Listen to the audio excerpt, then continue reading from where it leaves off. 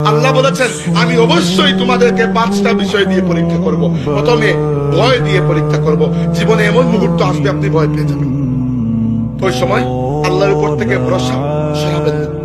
এমন মুহূর্ত আসবে আল্লাহ পরীক্ষা করবেন পেটের ক্ষুধা দিয়ে, টাকা পয়সার টান পড়বে, আল্লাহর উপর থেকে ভরসা নড়াবেন না। এরপরে আপনার সম্পদের ক্ষতি দিয়ে আল্লাহ আপনাকে পরীক্ষা করবেন। কত দোকানে চুরি বা আগুন লেগে যেতে পারে, আল্লাহ মাফ করুক। এরপরে আপনার আত্মীয় স্বজনকে, বিশেষ করে মা বাবা সন্তান এরকম নিকট আত্মীয়দেরকে মৃত্যু দেওয়ার মাধ্যমে, এদের লস, এদের জীবনের হানির মাধ্যমে আল্লাহ আপনাকে পরীক্ষা করবে যে আপনি সবর করতে পারেন কিনা। আর 4 নম্বর ফসলের লস। ফসলের লস বলতে একটা অর্থ হতে পারে যে আপনি ফসল ফলিয়েছেন কিছুই হয় নাই, অথবা হতে পারে আরেকটা অর্থ যে আপনি অনেক চেষ্টা চরিত্র করেছেন কিছু করার জন্য সেটা হয় নাই, এটাও তো এটা ফসলের লস, তাই না?